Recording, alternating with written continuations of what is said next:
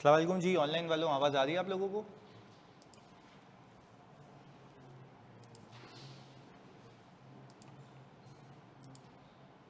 वालेकुम सलाम। सॉरी यार डिले के लिए। यहाँ पे कुछ बेवकूफ़ लोग नेट बंद करके रूम बंद करके चले गए थे, बट खैर जहालत के ऊपर अच्छा ही है। चलिए जी तिलावत हो जाए यार।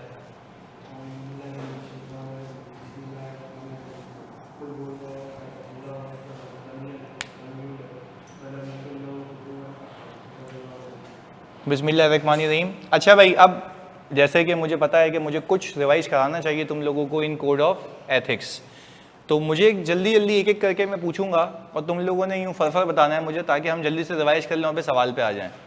सबसे पहले जब मैं कोड ऑफ एथिक्स शुरू करूंगा तो मैं कहता हूं कि यार मैं ज़िंदगी में हर एक सिनेरियो को याद नहीं रख सकता, तो सिनेरियो को याद करने से अच्छा है मुझे एक प्रिंसिपल अपने दिमाग में रखना चाहिए कि मुझे एथिकली प्रिंसिपल से कंप्लाई करना है, जिसको हम ऑडिट की ज़बान में कहते हैं, रियल लाइफ में कहते हैं कॉन्सेप्चुअल फ्रेमवर्क।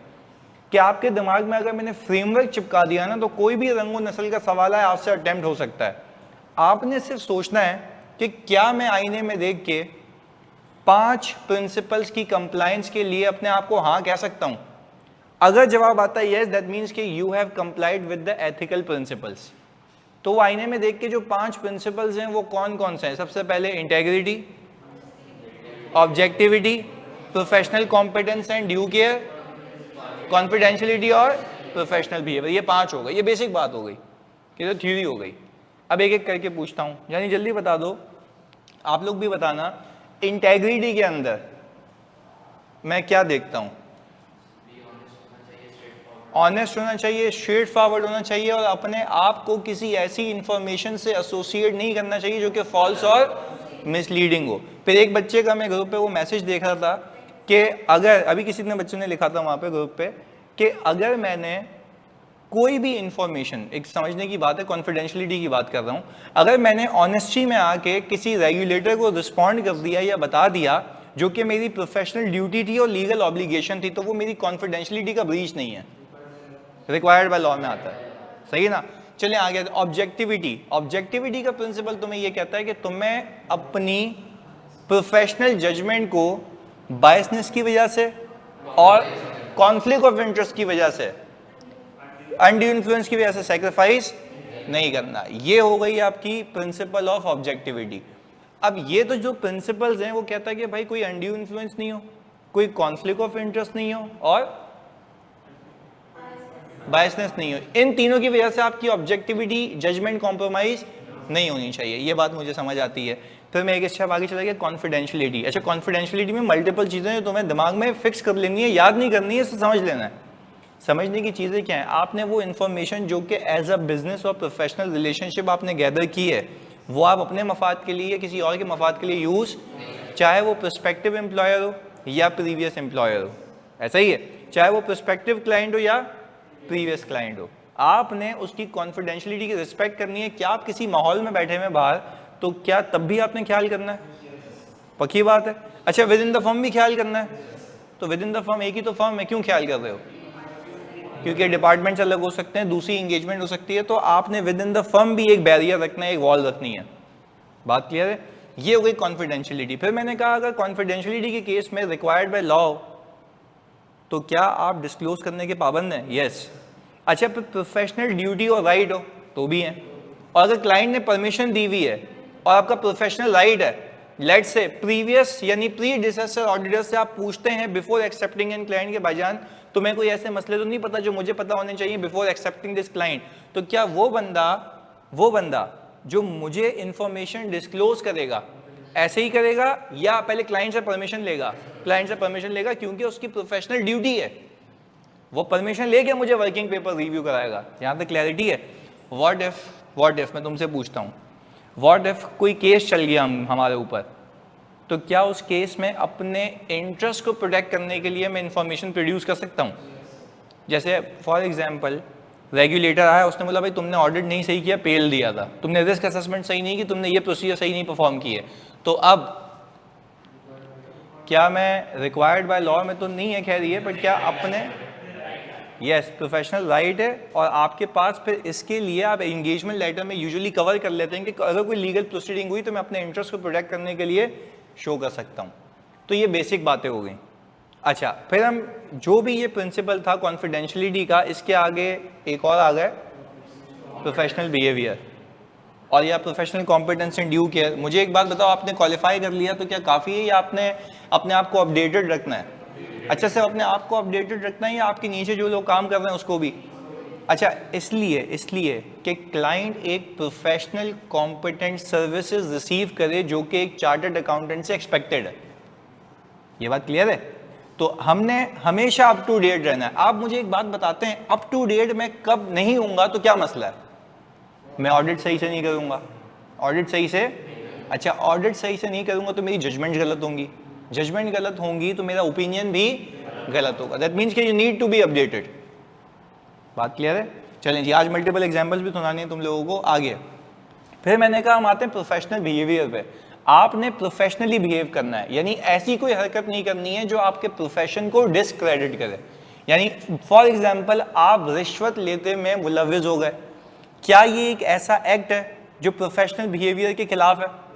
तो इसमें दो प्रिंसिपल आप बोलेंगे, एक तो इंटेग्रिटी का प्रिंसिपल लगेगा, दूसरा प्रोफेशनल बिहेवियर। क्या आपने प्रोफेशनली बिहेव नहीं किया, ऐसा ही है। वेरी गुड, तो ये बातें भी समझ आती हैं। ये तो हो गया बेसिक सा रिवीजन किस चीज का, प्रिंसिपल्स का।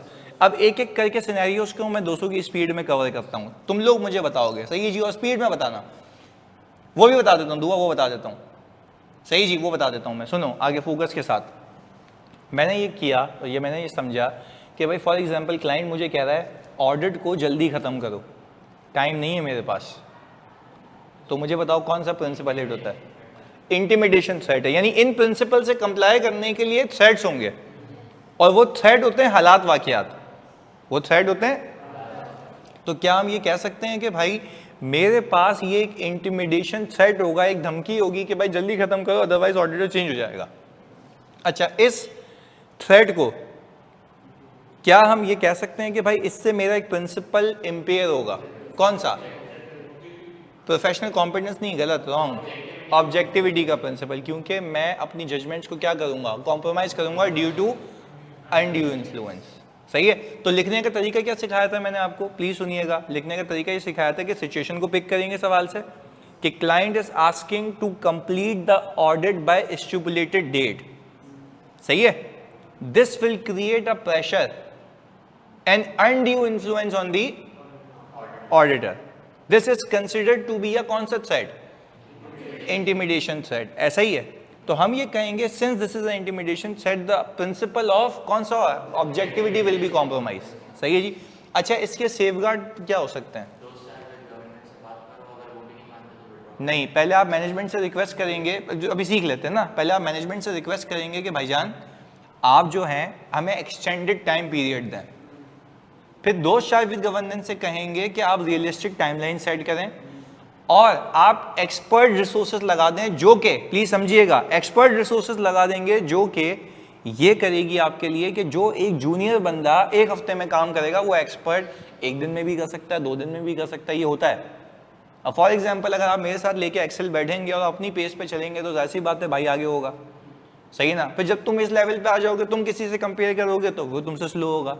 तो कहने का मतलब है जब एक्सपर्ट रिसोर्सेज आप लगा देते हैं ना, एक्सपर्ट स्टाफ, तो वो काम जल्दी कर लेता है बनिस्बत किसके? जो जूनियर हो। उसको समझने में, उसको एब्जॉर्ब करने में क्या लगता है? टाइम लगता है। बात समझ आती है? इसके लिए एक खानदानी कंट्रोल है कि आप एक क्वालिटी कंट्रोल रिव्यूअर को भी अपॉइंट कर सकते हैं जो ये मेक श्योर करेगा कि आपने अपनी जजमेंट तो कॉम्प्रोमाइज नहीं की। भाई सेफगार्ड समझ आ गए? पक्की बात है। ये हो गई हमारी इंटिमिडेशन वाली बात कि वो अल्लाह दस्ती खत्म करो। चलें एक और चीज़।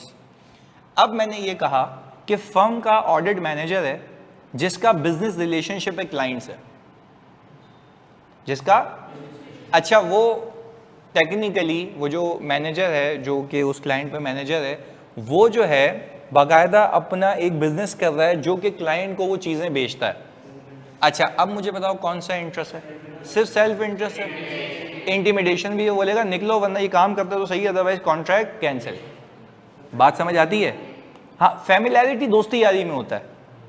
अगर सवाल में ये लिख के दे देना नहीं फैमिलियरिटी फौरन नहीं, गलत। अगर वो सवाल में लिख देना कि वो एक लॉन्ग आउटस्टैंडिंग बिजनेस कर रहा है, जमाने से बिजनेस कर रहा है, तो फिर आता है फैमिलियरिटी थ्रेड। सही है। चलें अब मैं आपसे कुछ बातें पूछता हूं, यानी तुम बताओगे कि क्या हमें इसमें सिग्निफिकेंस ऑफ थ्रेड डिटरमाइन करने की नीड है? यस, बताओ कैसे। Significance of the thread depends upon, हाँ जी, पहला, अच्छा अब तो एक में उतना तूबा ने गलत बात कह दी, sir normal course of business है। बेटा मैं कह रहा हूं कि नॉर्मल कोर्स ऑफ बिजनेस इस मैनेजर का नहीं होना चाहिए ना, ऐसा ही है ना। अब फॉर एग्जांपल मैं बोलूं कि भाई मैं फर्म के बाहर प्रॉपर्टी का बिजनेस भी करता हूं, जो कि गरीब हूं नहीं करता, कार का बिजनेस करता हूं, जो कि गरीब हूं नहीं करता, तो अगर यही बिजनेस मैं किसी कॉर्पोरेट के साथ कर रहा हूं और मैं उसी का ऑडिट कर रहा हूं, तो हो सकता है वो कॉर्पोरेट बोले हम आपके कॉन्ट्रैक्ट क्या कर रहे हैं, कैंसिल कर रहे हैं। तो ये ऑर्डिनरी कोर्स ऑफ बिजनेस मेरा तो है, उसका नहीं है ना। बात समझ रहे हो? मैं उससे खरीद नहीं रहा, बेच रहा हूं, ये बात समझे। सही है जी। हाँ जी, वो भी ये कह रहा है 50,000 तनख्वाह में आप क्या ही कर लेते होंगे। बिल्कुल बिल्कुल सही बात है। अच्छा आगे सुनो, अब मुझे एक बात बताएं, कहानी समझ आती है? सिग्निफिकेंस ऑफ द थ्रेड किस पे डिपेंड करती है? अमाउंट ऑफ ट्रांजैक्शन, इसको हम अंग्रेजी में यूं भी, magnitude of the transaction, position of the individual in the firm. Arms length तो इस पे नहीं आएगा, आर्म्स लेंथ तो जब वहां से यहां हो, ये यहां से वहां है, क्लैरिटी है ना। अच्छा इसमें आर्म्स लेंथ वगैरह नहीं भी हो तब भी थ्रेड है, क्यों? बिजनेस कर रहा है भाई। चलें आप मुझे बताएं कि क्या आप जब इसमें कंक्लूड करेंगे मेरे बच्चों, क्या थ्रेड आपका सिग्निफिकेंट होगा? पक्की बात है। अच्छा, how you are saying that this is a threat is significant? Because the person who is doing business with the company is manager, he is in a position to make decisions. हो सकता है वो छुपा दे, partner को नहीं बताए, क्योंकि partner हर चीज तो नहीं खोलेगा ना, रिस्क बेस पे पूछेगा। तो ये काम किसका होता है? मैनेजर, सीनियर मैनेजर, डायरेक्टर का। क्लियर है? तो अच्छा अब एक सवाल आ गया यहाँ पे, ये क्या कह रहे हैं भाई? सर अगर other than ordinary course of business में डील कर रहा है वो, फिर breach of professional behaviour as it will not comply with the provision of companies act. Other than, देखो मैं फिर कह रहा हूँ जानी, ये किस चीज से किसको मिला रहे हो? मैं कह रहा हूँ वो हमसे बिजनेस नहीं कर रहा, हम उसको बेच रहे हैं।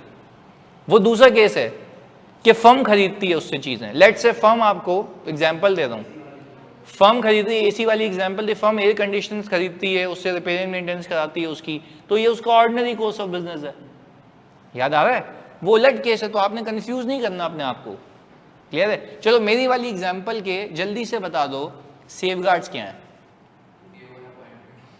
नहीं, रिव्यू तो सबसे आखिर में, सबसे आखिर में रिव्यू होगा, पहला बताओ। अच्छा हो सकता है कि आप मैनेजर को रिप्लेस कर दें। अच्छा जैसे मोहसिन सुमरो ने लिखा है, reduce the magnitude of transaction, you are not the one who will decide to reduce the magnitude of transaction. पहली बात, क्योंकि वो मैनेजर है, फर्म सेल्फ होती तो समझ आता है। तो आप ये कहेंगे मैनेजर को रिमूव कर देंगे, वेरी गुड। उसने जितना काम देख लिया था उसके काम को क्या करवा देंगे? रिव्यू करवा देंगे, और क्वालिटी कंट्रोल रिव्यू भी लेके आ सकते हैं। अच्छा क्वालिटी कंट्रोल रिव्यू उसके काम के लिए नहीं होगा, वो पूरी एंगेजमेंट के लिए होगा, वो पूरी एंगेजमेंट की क्वालिटी कंट्रोल रिव्यू को असेस करेगा। चलें अब कुछ बात कर लेते हैं फी के रिलेटेड। अच्छा पिछले ऑडिटर के मुकाबले में इस साल की फी कम है, दस्ती बताओ क्या होगा? सोच सोच के बताना। नहीं अलाउ तो नहीं है, पर थ्रेड आएगा ना, सेल्फ इंटरेस्ट सेट होगा, सेल्फ इंटरेस्ट होगा, और चलो सेल्फ इंटरेस्ट होगा मान लिया, इससे कौन सा प्रिंसिपल इंपेयर होगा? Objectivity, only objectivity, only objectivity. Reason है, मैंने आपको इसकी एग्जांपल दी थी। अब फॉर एग्जांपल एक क्लाइंट है, अब जैसे पता है बिजनेस भी बिजनेस है, मेरे पास, मैं तुम्हें एग्जांपल देता हूँ मेरे पास नीचे 70 लोग हैं फर्म में, सही है। एक क्लाइंट है जो मुझे 10 मिलियन देता है, 50 मिलियन देता है, 28 मिलियन देता है, मैं अपनी रिसोर्सेज कहाँ लगाऊंगा? उस पर लगाऊंगा। मैं इसको खुश रखूंगा, बोलूंगा भाई देख इतनी टीम है, जल्दी जल्दी ऑडिट करके दूंगा ना, मतलब वही बात है, ज्यादा रिसोर्स लगाऊंगा, ऑडिट जल्दी हो जाएगा, क्वालिटी हो जाएगा। एक क्लाइंट है 5 लाख रुपए देता है, उसको बोलूंगा जब फारिग होंगे तब बेचता हूँ, रुक जा, ऐसा है? तो मुझे बताओ क्या क्वालिटी कॉम्प्रोमाइज होगी? यस सर होगी। तो मुझे बताओ जो क्वालिटी कॉम्प्रोमाइज होगी ड्यू टू सेल्फ इंटरेस्ट होगी, ऐसा ही है ना, यहाँ पे अनड्यू इन्फ्लुएंस तो नहीं है ना, मैं तो ये नहीं कह रहा अनड्यू इन्फ्लुएंस है। तो ऑब्जेक्टिविटी का प्रिंसिपल याद है, not to compromise judgement because of bias, conflict of interest और अनड्यू इन्फ्लुएंस। तो यहाँ पे आपका अपना इंटरेस्ट है ना, क्लैरिटी हो गई। चलें, ये फी वाला मामला हो गया। आपकी फीस आउटस्टैंडिंग है, पहले सॉरी इस पे ये तो बताओ, इस पे वो क्या था, सेफगार्ड क्या था? अब ये तो ये भूलते जा रहे हो, मैं तभी तो रिवाइज करवा रहा हूँ। सेफगार्ड ये था इसके ऊपर मेरे बच्चों कि आप उसको बताएंगे कि भाई स्कोप ये है, आप ये कभी एक्सेप्ट कर सकते हैं जब स्कोप आपका सिग्निफिकेंटली लो हो प्रीवियस से, और आप दो चार विद गवर्नेंस को बता देंगे कि भाई ये बेसिस ऑफ फी है, क्योंकि आप गवर्नेंस के बंदे, आपको बेसिस ऑफ फी सही लगती है तो बिस्मिल्लाह आगे बढ़ जाते हैं। फिर कल को कोई भंड होगा तो हमें नहीं कहना। बात समझ आ रही है? तो जो गवर्नेंस होती है, जो डायरेक्टर्स होते हैं वो बोलते हैं नहीं भाई क्या कर रहे हो, फीस बढ़ाओ इनकी, तो मैनेजमेंट को चुप करा देते हैं। क्लैरिटी है? अच्छा ओके। बेसिस फॉर फी आज बेसिस पे, लमसम बेसिस पे नहीं, दूसरा लिख रहे हो, गलत जगह लिख रहे हो, ये वो दूसरा है। चलो अब हमने ये कहा मेरी ऑडिट फी पिछले साल की आउटस्टैंडिंग है। मेरी ऑडिट फी का मतलब है पिछले साल भी मैं ही ऑडिटर था, इस साल भी मैं ही ऑडिटर हूं, क्या करेंगे? सेल्फ इंटरेस्ट सेड है, बस बस बस बस सिर्फ सेल्फ इंटरेस्ट है। Are you sure about it? Intimidation भी है, बोलेगा नहीं दूंगा पैसे, निकल यहां से। तो आप मुझे एक बात बताओ कि जब सेल्फ इंटरेस्ट भी है, इंटिमिडेशन भी है, तो आप क्या कहते हैं कि इस थ्रेड की सिग्निफिकेंस क्या होगी? ज़्यादा होगी, सिग्निफिकेंट होगा। चलो एक और बात भी समझ आती है। अब मुझे एक बात बताओ, सेफगार्ड्स के अंदर मैंने क्या करना है? Very good, not to sign the record unless majority of the amount, या पूरी अमाउंट क्या हो जाए। अच्छा, इससे होगा ये कि आपका डर खत्म हो जाएगा। जब डर खत्म हो जाएगा तो आप किसी बगैर प्रेशर के, अच्छा एक बच्चा, तुम में से एक बच्चा था, मुझे ऐसे ही वही इस्लामाबाद में मिला था, मिलने आया था, अच्छा बच्चा था, उसने मुझे बोला सर एक बच्चा मिलने आया था, उसने काम की बातें पूरी की, अपनी सवालात पूछने आया था, अच्छा सी मोहब्बत अपनी जगह है, बट वो पूछने भी आया था। वो ना पहले उसने मेरी बातें की, वो आ गया था मेरे क्लाइंट पे आ गया था ना मिलने, बहुत सारे बच्चे आए थे, तो वन ऑफ देम, उसके बाद भी कुछ बच्चे आए, तो उसमें आया वो, उसने पे जेब से पर्ची निकाली, सर टाइम हो तो ये भी पूछ लूँगा। मैंने कहा चल पूछ ले भाई। तो उसने ये बोला कि सर आप ये कह रहे हैं कि इसी से रिलेटेड सवाल था, आप ये कह रहे हैं कि पैसे मिल जाएंगे, तो पैसे मिल जाएंगे तो आप एक काम करिएगा कि ना मैं आपको साइन कर दूंगा। तो ऐसा भी तो हो सकता है आप उससे एग्री कर लें, पैसे दे दें, मैं साइन कर दूंगा, ऐसा है भाई? आपको वैसे भी तो अपने प्रिंसिपल ऑफ इंटेग्रिटी से कंप्लाई करना है ना। मैं इसकी जगह होता मैं क्या करता, मैं उसको बोलता हाँ यार तू जो कहेगा कर लूंगा, पैसे दे दे। जब पैसे दे देगा मैं लूंगा निकल, क्योंकि मेरे अकाउंट में तो पैसे आ गए ना, और वो मुझे धमकी भी नहीं दे सकता, वो तो मेरे हक के पैसे थे।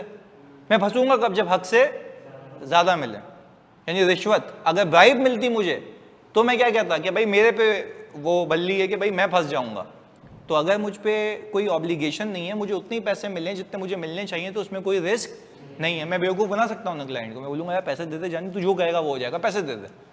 फिर वो आपको कह रहा है कि नहीं तू साइन कर फिर पैसे मिलेंगे। तो अगर साइन करके पैसे लिए ना हमने तो मुसीबत है, क्योंकि हो सकता है कि आपने एक अनड्यू इन्फ्लुएंस के अंदर साइन कर ली हो, रिपोर्ट गलत हो जाएगी। पहले तो दोनों में फ़र्क समझ आता है, एक लाइन है बीच में, सिनेरियो है। क्लैरिटी है? चलिए जी ओके। चलो एक भी बात हो गई। चलो अब हमने कहा उसने पैसे दे दिए, तो क्या फिर भी मैं किसी रिव्यूअर को अपॉइंट कर सकता हूँ? यस। चलो ओके। अब पिछले साल कोई और ऑडिटर था, इस साल मैं हूँ, और पिछले साल की ऑडिट फी अब तक रिकवर एक्सेप्ट नहीं करेंगे। क्यों? क्योंकि ऐसी बात है, उसके पैसे नहीं हुए तो हमें कहाँ से मिलेंगे। वेरी गुड, ये हो गई बात। चलें आगे। फिर मैंने कहा आपके फर्म के बहुत सारे क्लाइंट होंगे, सही जी, बहुत सारे में मतलब भाई 70 होंगे, जिसमें से 40% रेवेन्यू वही क्लाइंट से आता है।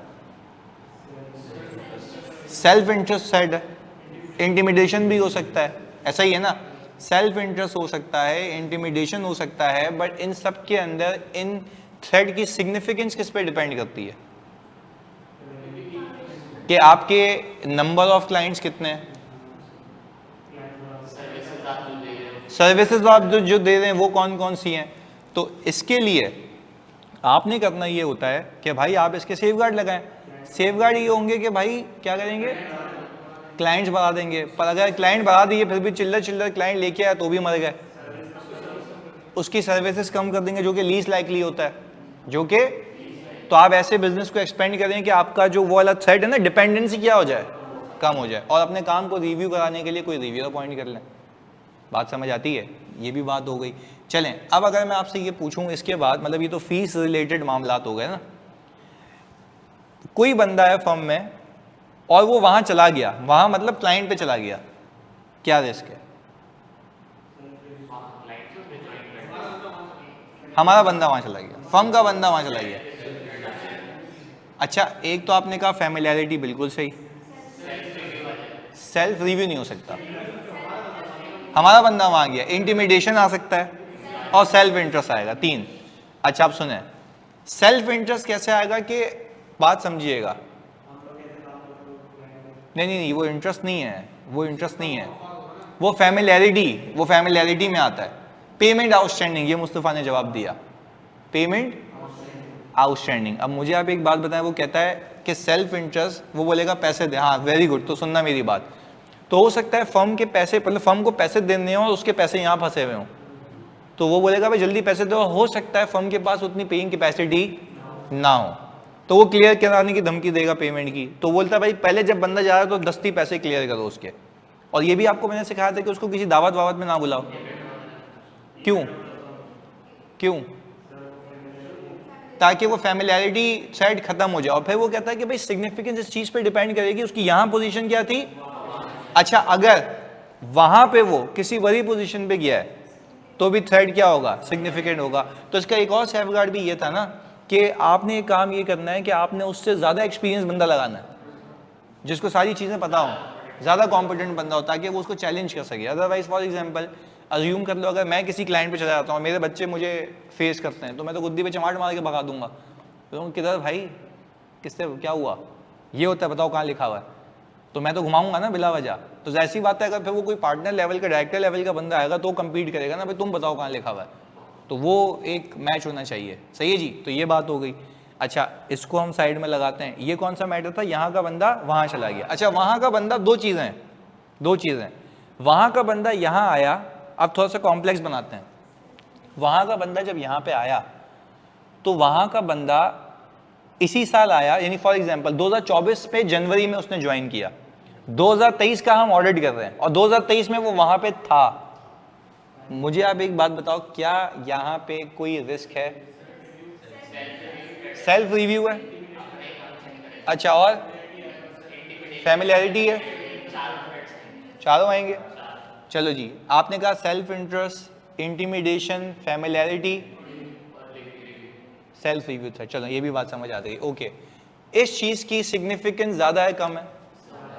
ज्यादा है, बिकॉज वो पूरे साल के लिए था। पर इसके लिए आपने ये भी देखना होता है कि वो वहां पे किस पोजीशन पे था। अगर वहां पे वो सिर्फ सेल्स क्लर्क था तो डजंट मैटर।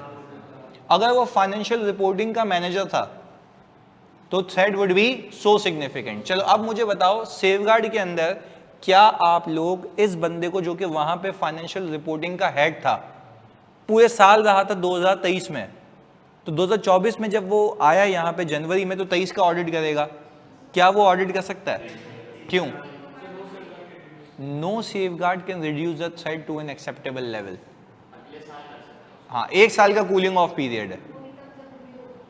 यस, तो वो खत्म हो जाए तो उसके काम भी रिव्यू होगा। ऐसा ही है, can be appointed next year. अच्छा, अब वो चौरंगी, एग्जाम्पल दे रहा हूँ, वो चौरंगी 2023 में रिजाइन कर दिया उसने, 2024 में आ गया, पर उसने 2025 में ऑडिट करना है 2024 का। अब कर सकता है? यस, पर अब भी हमें देखना है कि जो उसने हाँ, तो उसकी नहीं, रिस्ट्रक्चर तो कर नहीं सकता ना, यहाँ पे भी बड़ी पोजीशन पे आएगा। ऐसा ही है, तो वो सारी चीजें हो गई, तो उसके लिए भी रिव्यू अपॉइंट करना पड़ेगा आपको। या हो सकता है कि आप बंदा ही चेंज कर दो तो ये रिस्क ही खत्म हो जाएगा। यहाँ तक क्लैरिटी है? But review should be appointed to review is work, बिल्कुल ऐसा ही है। क्लैरिटी है यहाँ तक? चलें, अब हुआ ही है। अच्छा, ये लिखा हुआ है कि सर अगर पर्सन फर्म क्लाइंट ज्वाइन कर रहा है फर्म, तो उस क्लाइंट के सिग्निफिकेंट इन्फ्लुएंस ना हो एफएस पर, तब तो उसे करंट ऑडिट टीम का पार्ट बना सकते हैं ना। बिल्कुल, अगर वहाँ का बंदा यहाँ ज्वाइन कर रहा है और उसका फाइनेंशियल स्टेटमेंट्स के किसी पार्ट पर सिग्निफिकेंट इन्फ्लुएंस नहीं था, तो वो तो कर लेना ऑडिट, क्या मुसीबत है। पर उस एरिया का नहीं करेगा जिसके लिए वो रिस्पॉन्सिबल था। अब तुम को लो वहाँ से पेन उठा लिया, तो वो क्या चाय पानी का ऑडिट करेगा क्या? नहीं कर सकता ना, तो मतलब कहीं ना कहीं से हिट होगा। पहले देखो, एक सुनो पहले बात, फिर मैं तुम्हारी बात का जवाब देता हूँ। एचआर का हेड है, एचआर के हेड को मैं ऑडिट में क्यों रखूंगा? सवाल है, एचआर के हेड को मैं ऑडिट में क्यों रखूंगा? क्या मुझे सैलरियां बनवानी है लोगों की, किसी की अप्रेजल करनी है, किसी की इंटरव्यू करनी है? गलत है ना, फर्क है। तो वो कोई मैच नहीं बनता, सही है। तो एचआर का हेड नहीं आ सकता। एचआर का हेड फर्म के एचआर में आ गया तो अलग बात है ना। फर्म से बंदा क्या फर्क पड़ता है? क्या ऑडिट में होगा वो? नहीं, आप रिलेट नहीं कर सकते ना। अच्छा जी भाई, बच्चे पूछ रहे हैं कि सर ये बता दें कि सेल्फ इंटरेस्ट कैसे आएगा, जो अभी मैंने एग्जांपल दी, जल्दी बताओ। हाँ जी, जो एग्जांपल दी मैंने, जो सेल्फ इंटरेस्ट वाली बात है, वो ये है कि जैसे आपके यहाँ पैसे फंसे हुए थे, वहां पे भी तो प्रोविडेंट और ग्रेच्युटी फंड हो सकता है ना। तो वहां पे उसको प्रेशराइज किया जाएगा कि तुम अगर ऑडिट करो तो तुम्हारे पैसे क्लियर करेंगे, अदरवाइज नहीं करेंगे। क्लियरिटी है बच्चों? जल्दी बताओ, कश्यप क्लियर है? सेल्फ इंटरेस्ट ऐसे आएगा जी।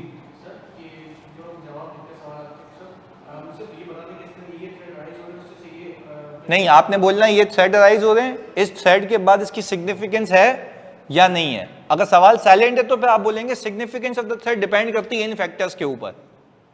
और अगर ऐसे हालात वाकयात बताए हुए, पोजीशन बताई हुई है, तो मेरे बच्चों अब ये बात याद रखना, आपने ये नहीं लिखना कि significance of the thread depends upon the following matters. आप बोलेंगे सिग्निफिकेंट है या नहीं है, क्योंकि उसने पोजीशन बता दी है। तो thread created would be significant because the person is coming from the कौन सी पोजीशन? फाइनेंशियल रिपोर्टिंग पोजीशन, जो कि सिग्निफिकेंट इन्फ्लुएंस एक्सर्ट करता था एफएस के ऊपर।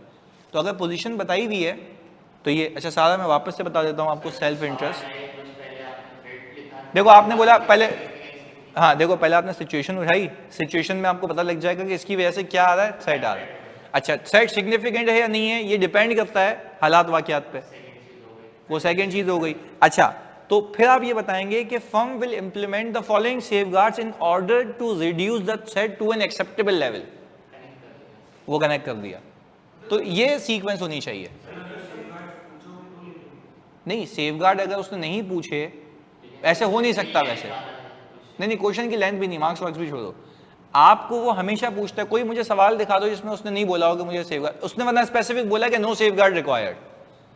वो पता है, ये याद करके आया, जैसे इससे ऊपर वाला पूछ लो, सही है ना, तो ऊपर वाला पूछ लेता है वो।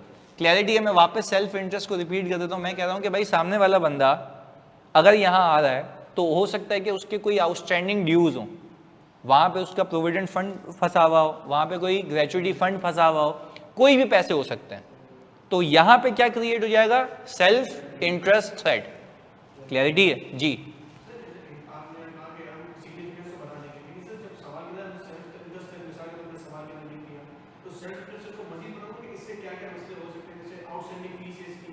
हाँ, अगर सवाल साइलेंट है तो थोड़ा सा ब्रीफ कर देना। हाँ, एक दो पॉइंट में बिल्कुल कंसाइसली हो जाता है ना। मे बी ब्रैकेट में भी possibly due to outstanding dues, आगे बताने क्या क्या। बिल्कुल बिल्कुल बिल्कुल ऐसा ही है। अच्छा, शाहनवाज कह रहे हैं, शाहनवाज दानी कह रहे हैं कि सर वो बता दें, एडवोकेसी थ्रेड बता दें। भाई एडवोकेसी थ्रेड का मतलब ये, मैं आपको उसकी बेसिक एग्जांपल देता हूँ एडवोकेसी थ्रेड की, आप कभी भी जिंदगी में नहीं भूलेंगे क्योंकि सवालात आते ही रहते हैं मेरे पास, सही है जी। एडवोकेसी थ्रेड का पहले तो मतलब ये है, जो लघवी मायने है उसके, कि आप किसी चीज की इतनी तारीफ करें कि बाद में आप खुद मुकरने से रह जाएं। लेट्स से भाई अभी आप लोगों की शादी की उम्र होगी, सही है, समझने की बात है, तो आपको कोई पसंद आ गया, लेट्स से, जैसे मैं तुम्हें कहता हूँ शाहनवाज तुम्हें कोई पसंद आ गया, सही है। अब तुमने अपनी वालिदा को कहा कि अम्मी इतनी प्यारी बंदी है, इतनी शरीफ बंदी है, इतनी सुगर बंदी है कि शुगर हो जाए उसको देख के, मतलब इतनी प्यारी है, सही है ना। मतलब प्यारी तो अम्मी बोल रही है, सही है, क्या घरेलू है, खाना वाना बना लेती है। शाहनवाज भाई कह रहे हैं कि सर उसके सर से दुपट्टा नहीं उतरता, इतनी प्यारी बंदी है वो, इतनी अच्छी है। अच्छा, अम्मी ने उसको फेसबुक पे स्टॉक कर लिया, तो सुन तेरा तौबा तौबा, सही है। तो कहने वाली बात यह है कि आपने उसकी पोजीशन को इतना ऊपर ले गए कि बाद में सब्सिक्वेंट ऑब्जेक्टिविटी क्या हो गई? इंपेयर हो गई। तो यानी इतना भी ना बोलो किसी चीज के बारे में कि बाद में आप खुद भी उसको कवर ना कर पाओ। तो this is called advocacy thread, सही है। अब इसको अगर प्रैक्टिकल लाइफ से कनेक्ट करें तो आप ये कह रहे हैं कि आपने, प्लीज सुनना, अब मुझे बात बताओ, अब आपने फॉर एग्जांपल किसी क्लाइंट को मार्केट किया कि भाई ये कंपनी बड़ी बेहतरीन है, इसकी गवर्नेंस अच्छी स्ट्रांग है, आप ये जाके मीडिया में कह रहे हैं। अच्छा, जब आप खुद ऑडिट करने गए तो आप यहां फंस गए, आप रिपोर्ट नहीं मॉडिफाई कर सकते। क्यों? आपने स्टेटमेंट्स दी हुई है मार्केट में, उसके ब्याह पे आपने लोगों की इन्वेस्टमेंट कराई हुई है, तो क्या आप सब्सिक्वेंट ऑब्जेक्टिविटी इंपेयर हो जाएगी? यस, बिल्कुल हो जाएगी। क्लैरिटी है? चलें जी, गुड। अब आगे एडवोकेसी। हाँ, आप लोगों के सामने, चलो पहले बताओ कहानी क्लियर है? अब वो एडवोकेसी आपको याद रहेगा, सही है? आगे चलो। अब जी,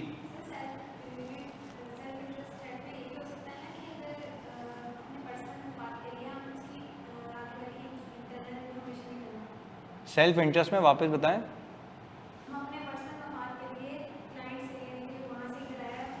नहीं, वहां से इधर आया तो वो पर्सनल मफाद थोड़ी ना, वो तो अच्छा इन्फॉर्मेशन मिल जाएगी, ऑडिट में ज्यादा काम आएगी। नहीं देखो, यहां से वहां पे प्रेशर चला जाए, मेक सेंस। वहां से यहां पे प्रेशर आएगा तो रिस्क है, यहां से वहां प्रेशर जाए ना तो अच्छी बात है, ऑडिट और अच्छा होगा। बात समझ आ रही है? क्योंकि अगर यहां से मैं वहां पे एंड इन्फ्लुएंस कर रहा हूं तो मैं तो बोलूंगा ये भी दे दो, ये भी दे दो, सब डेटा देगा, कुछ छुपा ही नहीं सकता। ये रिस्क कब होता है? जब वहां से यहां पे प्रेशर हो। क्लैरिटी है? चलो अब बात से बात निकाले। सर ये केस करा दें, team member owns mutual fund units and mutual fund own shares of client.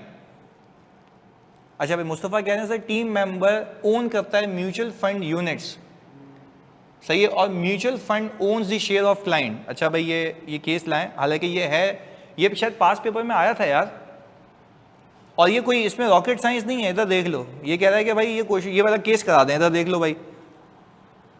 हमने कहा टीम मेंबर, सही है जी, यूं कर लेते हैं, ये आ गया टीम मेंबर। तुमने सवाल तो कराने नहीं दिया, आज रिवाइज ही हो रहा है, पर चलो अच्छा है ना।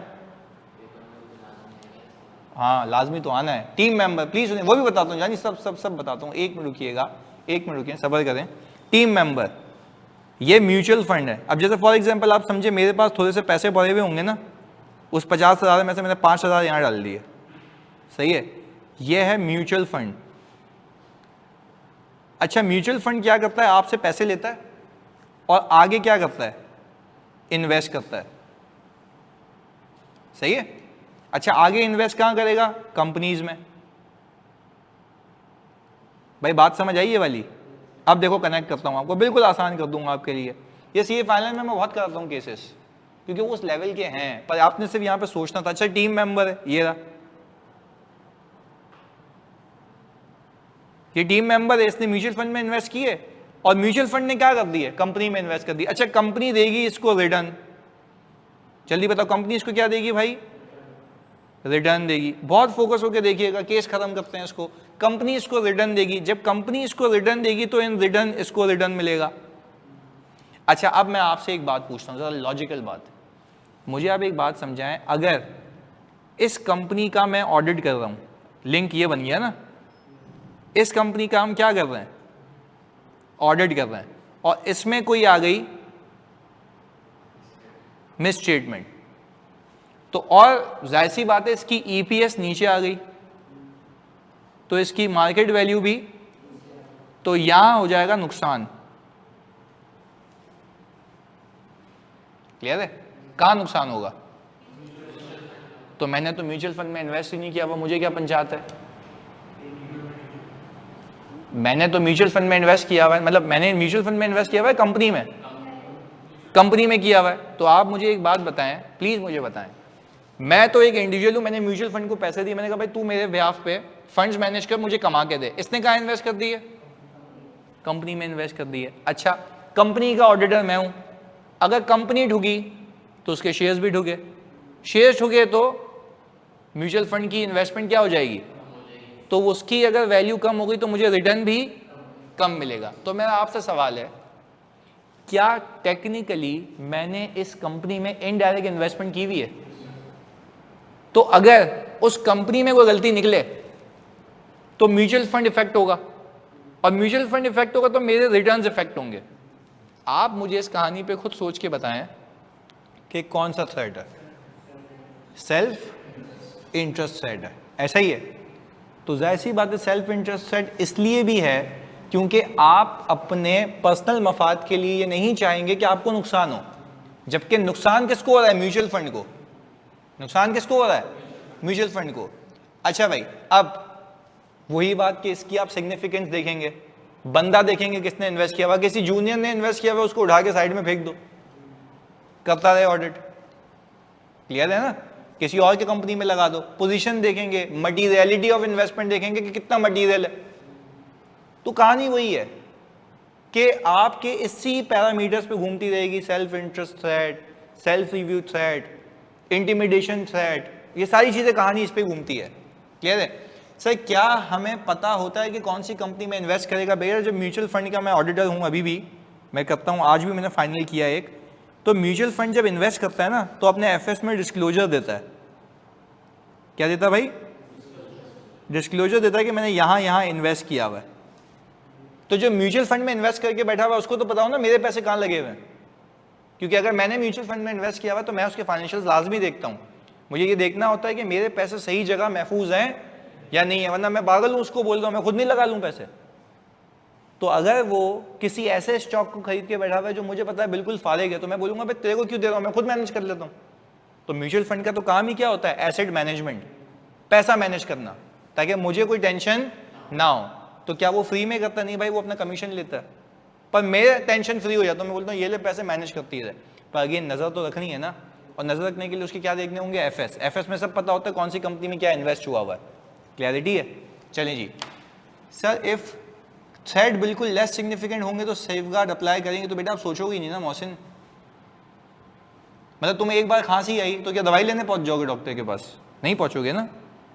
सिर्फ खांसी आई सही हो गया ना, अब ये थोड़ी ना सोचूंगा इससे कैंसर हो जाएगा, मैं मर जाऊंगा, उठूंगा नहीं सुबह। खांसी हुई है ना, हाँ मतलब आप मतलब खांसी जा रहे हो, मरने वाली हालत हो गई, डॉक्टर के पास जाओगे तो सेफगार्ड अप्लाई होंगे। वो बोल रहा सर बिल्कुल लेस सिग्निफिकेंट है, एक शेयर खरीद के बैठा हूं, क्या करूंगा? कुछ भी नहीं करूंगा। सही है? अच्छा फातिमा कह रही है कि सेफगार्ड क्या होंगे, बता दूंगा, जानिए एडवर्टाइजिंग का भी ये तो करने दो, एक मिनट, जानिए ये तो कर लूँ एक बार, ये तो फोकस के साथ। अच्छा उस पर कल की क्लास में सेशन देता हूँ, एडवर्टाइजिंग के सब बता दूंगा मैं। सही है? आगे सुन लेते हैं पहले। अभी ये जो मेन है वो तो रिवाइज कर लेना, जो मेन इसका क्रक्स है इधर। अब मुझे एक बात बताओ जल्दी से, फातिमा कह रही है कि सर इस पर सेफगार्ड्स बता दें प्लीज, कोई एनीवन, तुम सोच के बताओ ना सेफगार्ड क्या हो सकते हैं इस पे। एक तो मैं नहीं बता देता तुम लोगों को, उस बंदे को हटा दो, उस बंदे से रिक्वेस्ट करो कि भाई शेयर्स बेच दे, होता है ना वो कंपनी। अच्छा एक कॉन्ट्रडिक्शन है यहाँ, अगर आप कंपनीज एक्ट के हिसाब से बात करेंगे ना तो कंपनीज एक्ट के हिसाब से वो बोलता है अगर आपने इंटरेस्ट होल्ड किया हुआ है तो उसने मटीरियलिटी नहीं बताई। नहीं आई बात समझ? बात समझें, देखिए फॉर एग्जांपल कंपनीज एक्ट पे अगर लाइन बाय लाइन चले ना तो कंपनीज एक्ट आपको क्या कहता है, प्लीज आप बताएं। शेयर होल्ड ही नहीं कर सकते, और क्या करना है आपको? 90 डेज में क्या करना है? डिस्पोज ऑफ करना। अगर नहीं किए तो डिस्क्वालीफाइड। डिस्क्वालीफाइड। अच्छा पर एक और बात बताएं, 90 डेज में कब करना है dispose? From the date of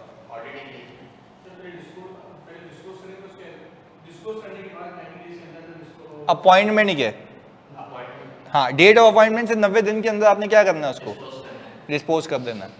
clarity है? चलें जी। अच्छा अगर आपने फॉर एग्जांपल नहीं बेचे,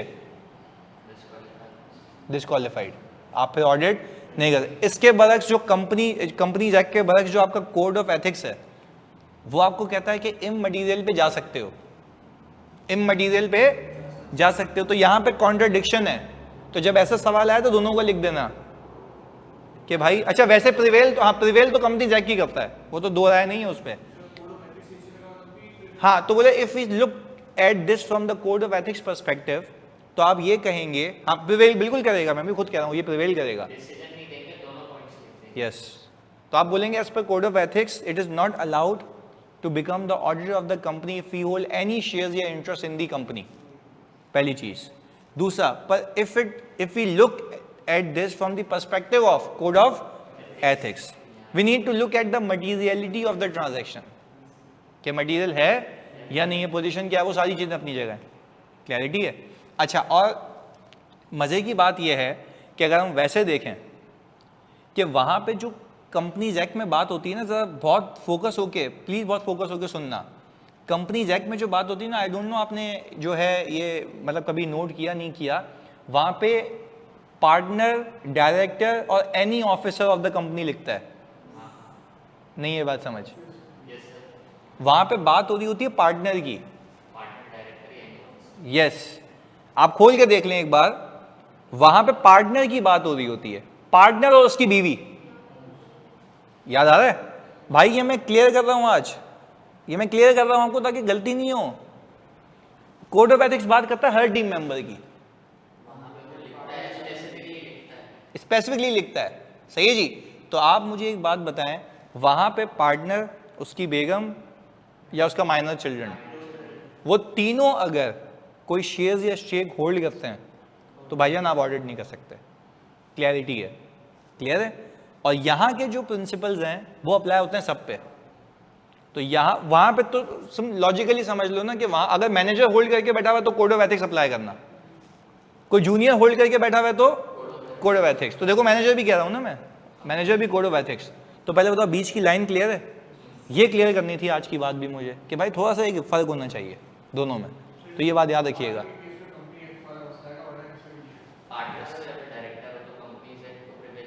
पार्टनर, पार्टनर वो पार्टनर कहता है ना वो। सही जी, पार्टनर और स्पाउस और वो सारी चीज़ें। सही है, चलें ओके हो गया भाई। पहले बताओ जल्दी से, यहाँ तक कोई मसला? इब्तिसाम जल्दी पूछ लो जी। सर अगर क्वेश्चन में पार्टनर की बीवी के पास शेयर हों और उसने 90 दिन में वो शेयर अपने हस्बैंड की बहन को दे दी हों, नहीं ना अभी सही कह रहा है ना वो भाई। देखो न्याज खान कह रहे हैं अगर क्वेश्चन में पार्टनर की बीवी के पास शेयर्स हैं, सही है ना, तुम सिचुएशन बनाते हैं पार्टनर है, उसकी वाइफ है, सही जी, 90 डेज में वो शेयर अपने हस्बैंड की बहन को दे दे, सही है जी, ओके। तो कंपनीज एक्ट के क्लियर हो जाएगा, पर कंपनीज एक्ट में भी कोड ऑफ एथिक्स लिखा है, बिल्कुल सही। देखो क्या है, कंपनीज एक्ट के जुमले से तो बाहर आ गया। फिर हम आ गए क्लोज और इमीडिएट फैमिली मेंबर में, क्लोज और, तो अब पता है क्या, अब हुआ ये कि उसकी बहन आ गई, तो जाहिर सी बात है उसका ये क्लोज रिलेशनशिप है, तो आपका फिर जाहिर सी बात है फैमिलियरिटी साइड आ गया, तो वहां से भी वही बात निकलती है। तो यहां से निकलते हो कोड ऑफ एथिक्स में फंस जाओगे। तो तभी तो लिखा हुआ है कि any section of code of ethics भी लिखा हुआ है उसमें, तो आप वहां पे चले जाएंगे। सही है, अच्छा हाँ, पार्टनर की बहन उसकी कौन हुई? नंद हो गई ना। इधर सास भी कभी बहुत ही ज्यादा देखा है तूने, इधर उसकी नंद हो गई, पर कहने का मतलब है नंद बन कुछ भी हो, आप उसको साइड में रखें, है तो पार्टनर की बहन ना।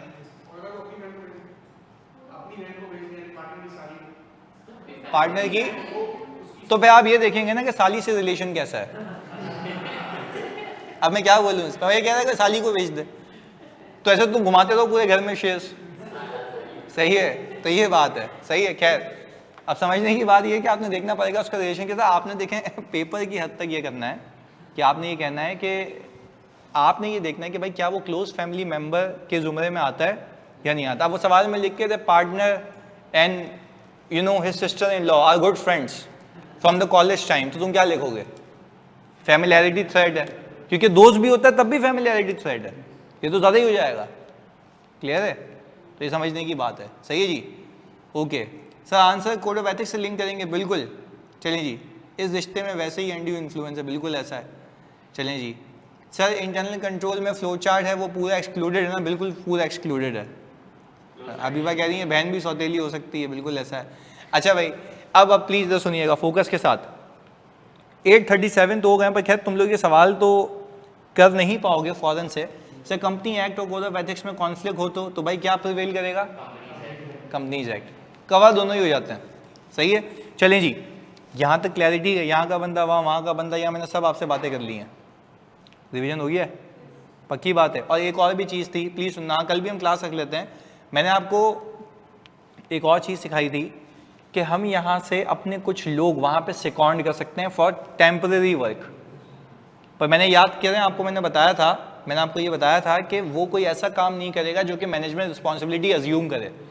ये क्लास का मकसद ये है कि मैं आपको सब रिवाइज करा दूँ, और होपफुली मैंने वो सारी चीज़ें करवा भी दी हैं। सही है जी, ये हो गया लोन पर्सनल वाली बात आ रही है। चलें आगे सुनिएगा। शॉर्ट ड्यूरेशन हो और उन लोगों को अपनी टीम में इन्वॉल्व, या तो फिर उनको ऐसा हेड देना जिसके लिए वो रिस्पॉन्सिबल वहां पे नहीं थे। ऐसा ही है, चलें ये भी बात समझ आती है। अगर सामने वाला बंदा या क्लाइंट आपको गिफ्ट्स एंड हॉस्पिटैलिटी से नवाजता है तो क्या ये एक्सेप्टेबल है? अनलेस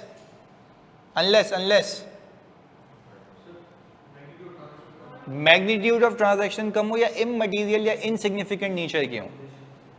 सही है ना? तो ये बात भी आपने देखनी है। उसके मैंने मल्टीपल एग्जांपल्स दी थी आपको। अच्छा भाई हसान कह रहे क्वेश्चन रिपीट, मैंने बोला भाई आपको गिफ्ट्स एंड हॉस्पिटैलिटी मिल गई, क्लाइंट से आपको टिकट्स दे रहा है, आपको घुमा रहा है, आपको खाने पे लेके जा रहा है, तो ये अलाउड नहीं है। सही है जी, मॉनेटरी वैल्यू देखनी होती है आपने। फॉर एग्जाम्पल क्लाइंट पे बैठे में आपको आईफोन 15 प्रो मैक्स मिल गया, भाई क्यों दे रहा है वो, क्या वजह क्या है? सही है जी, तो ये मसला है। नॉर्मल फूड एंड रिफ्रेशमेंट तो अलाउड है ना, उसमें तो मसला नहीं है। सही है जी, चलें खैर यहाँ तक क्लैरिटी है। अब मैं खाली इसको रीड कर रहा हूँ इस सवाल को। सही है जी, सारी बुक के क्वेश्चन कर लिए हैं तो अब तो इंशाल्लाह मतलब पास ही हो जाएगा। पर ये कि पहले ये बता दो ये सब रिवाइज हो गया? लव यू टू जानी बोलने कमाल का रिवाइज करवा दिया, शुक्रिया। हो गया ना रिवाइज? 2 चीज़ें और बाकी हैं, जब इतना किया तो ये भी कर लेते हैं। इसमें 2 चीज़ें बाकी हैं और याद करो। जब क्लाइंट एक्सेप्ट करते हो ना तुम लोग, तो उससे पहले तुम क्या देखते हो, मैं कॉम्पिटेंट हूँ या नहीं हूँ, हाँ या नहीं? आओ तुम्हें कनेक्ट करता हूँ रिस्क से, आ जाओ चलो सुनते हैं। हबीब अपना सवाल रिपीट करते हैं, मैं आपको बताता हूँ। सही है जी, प्लीज लेटर ऑफ प्रोफेशनल बाद में पहले सुकून से सुनो, रिवाइज कर लेते हैं, रिस्क से कनेक्ट करेंगे। मैंने कहा जब आप किसी क्लाइंट को एक्सेप्ट करते हैं ना तो हम कहते हैं क्लाइंट एक्सेप्टेंस प्रोसीजर परफॉर्म करो। क्या परफॉर्म करो? क्लाइंट एक्सेप्टेंस प्रोसीजर परफॉर्म करो। क्लाइंट एक्सेप्टेंस प्रोसीजर में आप ये देखते हैं कि is there any questionable issues relating to the client. उसमें बैकग्राउंड चेक होता है मैनेजमेंट का, 2 स्टार विद गवर्नेंस का जो हायर लेवल पे होते हैं। ऐसा ही है, बैकग्राउंड चेक परफॉर्म होता है। सही है जी, क्वेश्चनेबल इश्यूज को देखने के लिए। ये बात हमने टिक लगा दी। फिर मैंने कहा चलो क्वेश्चनेबल इश्यूज से पार्ट साफ हो गया, हम फिर देखते हैं कि क्या मैं इतना कॉम्पिटेंट इनफ हूं कि मैं इस एंगेजमेंट को परफॉर्म कर पाऊं। तो बात समझिएगा, मैंने आपको प्लानिंग का आयजा भी दिया था, बड़ा बेसिक्स है, छोटा सा प्लानिंग के आयजा में जो मैंने अपलोड किया था, बिल्कुल मतलब माइनस है, 1-1.5 घंटे का होगा, ये 1 का होगा। उसमें आपने ये देखना होता है कि इस एंगेजमेंट को अगर मैं परफॉर्म कर रहा हूँ तो मेरा स्कोप क्या है, मैं कितने रिसोर्सेज लगाऊं, क्या मुझे उस इंडस्ट्री की नॉलेज है। ये वो सारी चीज़ें हैं, वो सारी चीज़ें जो आप रिस्क असेसमेंट में कर रहे होते हैं, बट वो एक्सेप्टेंस के बाद है, ये एक्सेप्टेंस से पहले। वो असेसमेंट क्यों करते हैं? तो क्योंकि आपको रिस्क ढूंढना होता है। यहाँ पे ये असेसमेंट क्यों कर रहे हैं? क्योंकि आप ये देखना चाहते हैं कि क्या मैं कर पाऊंगा या नहीं कर पाऊंगा। बात क्लियर है? जब आपने इंडस्ट्री की नॉलेज देखी, आप एक्वायर कर सकते हैं, आप कॉम्पिटेंट इनफ है या नहीं, आपके पास स्टाफ अवेलेबल होगा या नहीं होगा, इतनी कॉम्पिटेंसी है या नहीं है, ये सारी चीज़ें देखने के बाद आप ओके करते हैं कि हम एक्सेप्ट करने को तैयार हैं। बात क्लियर है? और अगर आपके पास कॉम्पिटेंस नहीं है, कैपेबिलिटीज नहीं है, तो आप फिर उसको देखते हैं एक्वायर करें, ट्रेनिंग कोर्सेज लेके, पिछले किसी ऑडिटर से मिलके, अपने फर्म में किसी और की ट्रेनिंग सेशन अटेंड करके किसी ने किया हुआ हो। ये सारी चीजें आपको याद होनी चाहिए। ये बात क्लियर है? अच्छा, वंस यू हैव डिसाइडेड कि that you are going to do the audit, आप क्या करेंगे? प्री डिसेसर ऑडिटर को खत लिखेंगे कि बताओ do you know any reason that why we should not accept this client, मुझे क्लियर करो। बात समझ आ रही है? और अगर उसकी क्लियरेंस आ जाती है तो क्या आप ऑडिट एंगेजमेंट एक्सेप्ट कर लेते हैं? और उसके बाद एंगेजमेंट लेटर बनता है, फिर 315 आता है, रिस्क असेसमेंट होता है, इंटरनल कंट्रोल होता है, इंटरनल कंट्रोल प्रोसीजर होते हैं, प्रोसीजर के बाद रिपोर्टिंग होती है। और उस एक्सेप्टेंस के वक्त आप ये देख रहे होते हैं कि क्या मैं क्लाइंट तो एक्सेप्ट कर रहा हूँ, पर एक्सेप्ट करते वक्त क्या मैं इंटेग्रिटी से काम लूंगा? तो उस इंटेग्रिटी के लिए अपने ये सारे प्रिंसिपल्स को फॉलो करना होता है। अच्छा, अब एक आखिरी चीज मुझे बताओ ताकि मेरे दिल को सुकून आ जाए। इंटेग्रिटी या आपने सारे के सारे जो भी एथिकल प्रिंसिपल्स हैं वो ऑडिट एक्सेप्ट करने से पहले करने होते हैं, ऑडिट करने के बाद करने होते हैं, या ऑडिट के दौरान भी करने होते हैं और आखिर तक करने होते हैं? शुरू में भी, आखिर में भी, दौरान में भी, जब तक ऑडिट एंगेजमेंट चल रही है। Throughout the engagement you need to be independent, throughout the engagement you need to be independent. बात समझ आ रही है? तो ये, अच्छा जी, ये तो बात हो गई क्लियर। अब एक सवाल देख लेते हैं जो डेंजर है, पूछ लेते हैं तुमसे क्या लिखोगे, और उम्मीद है कि लिख लोगे क्योंकि रिवाइज भी करवा दिया है। इधर पहला पॉइंट क्या है? Describe the steps that salt and pepper should take in relation to Aslam prior to accepting the audit. अब आप बेहतर जानते हैं, हाँ तो अभी देखते हैं कि क्या लिखेंगे। आप देखें, salt and paper, a firm of chartered accountants has recently been approached by a prospective new client, Aslam Brothers and Company, whose year end is 31 December. Aslam required their audit to be completed by the end of February. 2 महीने, सही है, reasonable है. However, there is a very busy time for Salt and Pepper, and so it is intended to use more junior staff as they are available. Additionally, in order to save time and cost, Salt and Pepper have not contacted Aslam's previous year auditor. चलें जी, आप बेहतर जानते हैं कि क्या करना है. मैंने इसमें मल्टीपल चीज़ों को टेस्ट किया है, तो आसान नहीं है. आपने सब लिखना होगा, यानी एक सवाल में 10 चीज़ें हैं तो 10 लिखेंगे. पिक होना चाहिए कि क्या पूछ रहा है. एग्जाम में क्या करना, पेंसिल से मार्क कर लेना, हाईलाइट करना. हाईलाइट करना अलाउड होता है. मैं तो पेंसिल से छोटा सा लिख भी लेता था. अब बच्चे बोलते सर मैं लिखता हूँ, तो मुझे वो पकड़ लेता आगे. नहीं, तो तुम करते भी कैसे हो, तुम लिखते भी तो यूं ना उसको देख के कि तू आजा देख ले मैं क्या कर रहा हूँ. अबे भाई तू लिख ले सीधा सीधा ऊपर, वो थोड़ी ना आगे कुछ बोल रहा है. पेंसिल से लिखो ना. मैं तुम्हें लिटरली बताता हूँ, एमएसए का पेपर था मेरा जो आखिरी लेवल है, तो उसके ऊपर ना अच्छा बाकायदा लिखा हुआ था एग्जामिनेशन गाइडेंस में कि you can write on paper, क्योंकि 12 पेजेस का पेपर होता है. 12 पेजेस का पेपर होता है और एक सवाल उसमें कोई 5 पेज का होता है. एमएसए की बात कर रहा हूँ. तो मैं लिख रहा उसके ऊपर, तो वो कह रहा है कि भाई you are not allowed to write. मैंने कहा मेरा बाप याद रखेगा इतनी सारी चीज़ें 5 पेज में. 5 पेज है मतलब मैं याद क्या रखूंगा. एक चौरंगी वहाँ बोलता नेक्स्ट में जाके देखो. मैंने कहा भाई लिखना अलाउड है, आप देख लें. तो सब बच्चे शोर करने लग गए देख के भाई नहीं लिखना अलाउड है, लिखना अलाउड है. तो वाकई अलाउड था. तो 15 मिनट में ज़्यादा मिले थे बिला वजह के. मैं तो पढ़ चुका था पेपर, फिर भी मिले. मैंने कहा टाइम ज़ाया किया इसने भाई, क्यों ले लिया पेपर. हालांकि रीड कर लिया तब लिया. उसने मतलब लिखा क्यों ना तुमने. तो खैर आप लोग लिखना, बट ऐसे नहीं कि उसको देख के हाईलाइट करो, हल्का सा लिख लेना. सही है जी. आगे 3 सवाल होते हैं पेपर में यूजुअली, जब एमएसए आओगे ना इंशाल्लाह. तो खैर आगे पहले तो पहला पैराग्राफ क्लियर है. यू नीड टू डिसाइड कि करना है क्या. रिक्वायरमेंट देखते हैं आगे. The firm is seeking to reduce the audit cost and therefore decided not to update the engagement letter of existing clients. चलें जी. On the basis that these letters do not tend to change much of any yearly basis. अच्छा, अब इसमें engagement letter भी डाल दिया आजा 210.